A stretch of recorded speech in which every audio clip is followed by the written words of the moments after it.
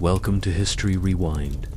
Tonight, we're diving into one of the most disturbing, unbelievable true crime stories ever recorded.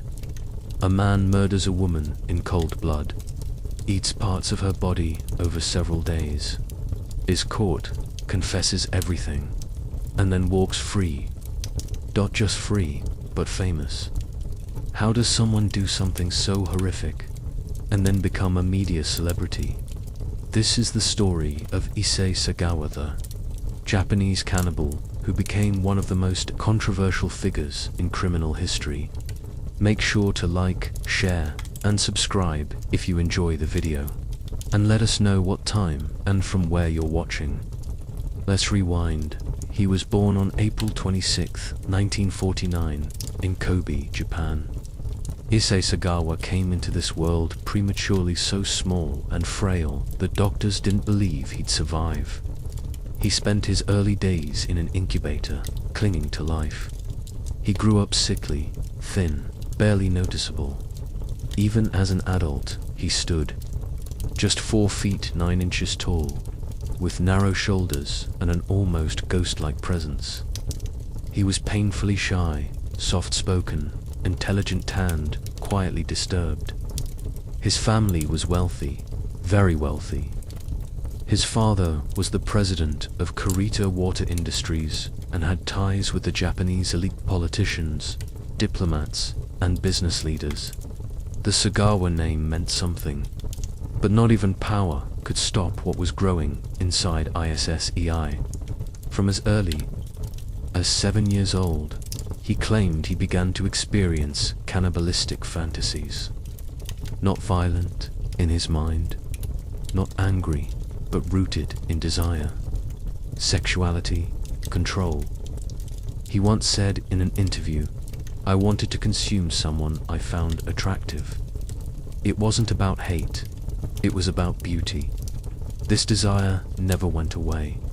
It only deepened as he moved through adolescence. His obsession became more specific.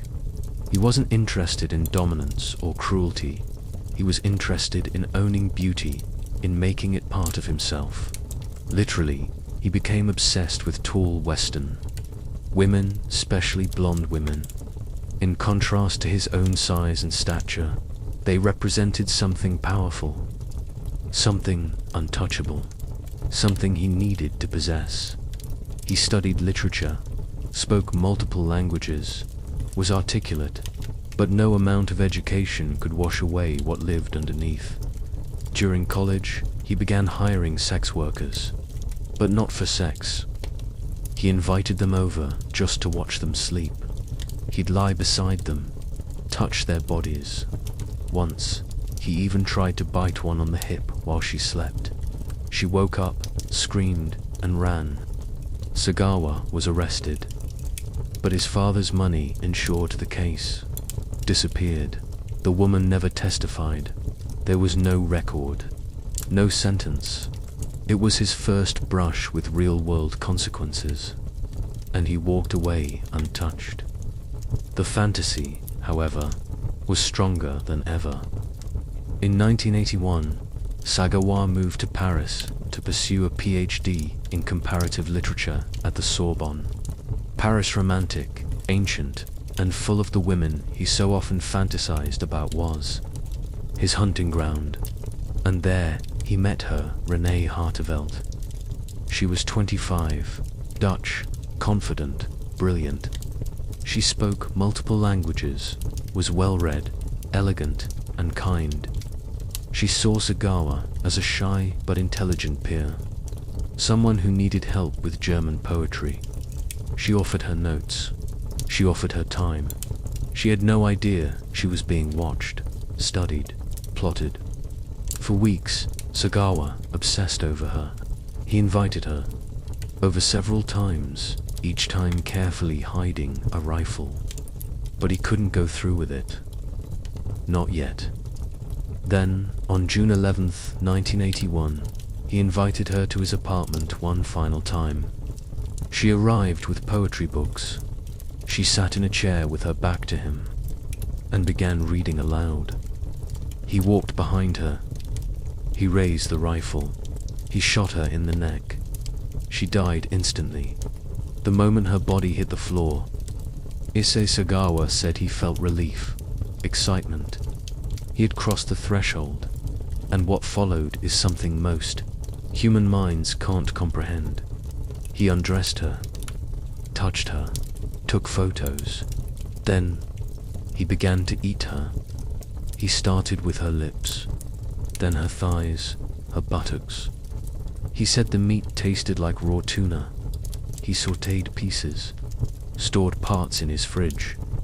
He used her body as if it were nothing more than a resourceful while documenting the process.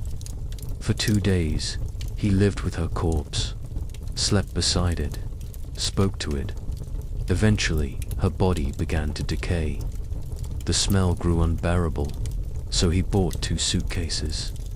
He dismembered what was left, packed her limbs and torso into the bags, called a taxi, and rode across town to the Bois de Boulogne wooded park, where he intended to dump the remains in a lake. He was caught almost immediately. 2 joggers saw him struggling with the heavy suitcases and notified police. When the officers arrived, they opened the bags and made the discovery: a body, mutilated and dismembered. And Sagawa, sitting nearby, calm and waiting. He didn't run. He didn't deny it. He told them everything. In French custody, Issei Sagawa was interviewed, evaluated, and profiled. He described the entire crime in detail: the rifle, the planning, the eating, the emotions. He said he didn't hate Renée. In fact, he admired her. "I just wanted to eat her," he explained, "so she could live inside me." He was charged with murder. But in 1983, a French judge ruled that Issei Sagawa was legally insane, and thus unfit to stand trial instead of prison. He was sent to a psychiatric hospital near Paris. 2 years passed, and then came the twist no one expected. The French authorities decided to deport him to Japan. They sent him back to Tokyo, expecting that Japanese authorities would continue his confinement in a mental facility. But there was a problem. France refused to release the full legal documents to Japan due to privacy and sealing laws.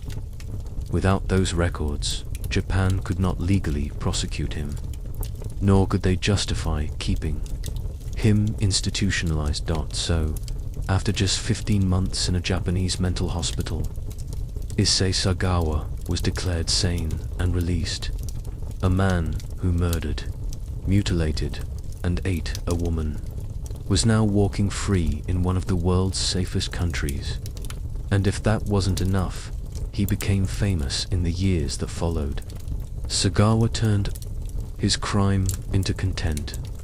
He wrote books, non-fiction, about the murder, as well as erotic fiction. He appeared on talk shows, sometimes laughing about the experience. He acted in low-budget films, even adult films. He became a cannibal celebrity. Media outlets paid him for interviews. Producers asked him to reenact scenes from the murder. He became an icon of Japanese underground horror, a living taboo. People were both horrified and fascinated. And all the while, Renée Hartevelt was reduced to a footnote, a name, a body, a victim. Her family never received justice. She never got to tell her story, and Sagawa was now profiting off her death. He once said in a televised interview, "I think she would forgive me, because she lives inside me now." The sheer audacity of it made him infamous, and yet, no one stopped him.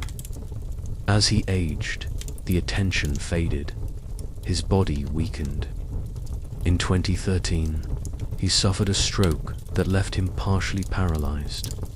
His final years were spent living with his brother, alone, quiet, and out of the public eye.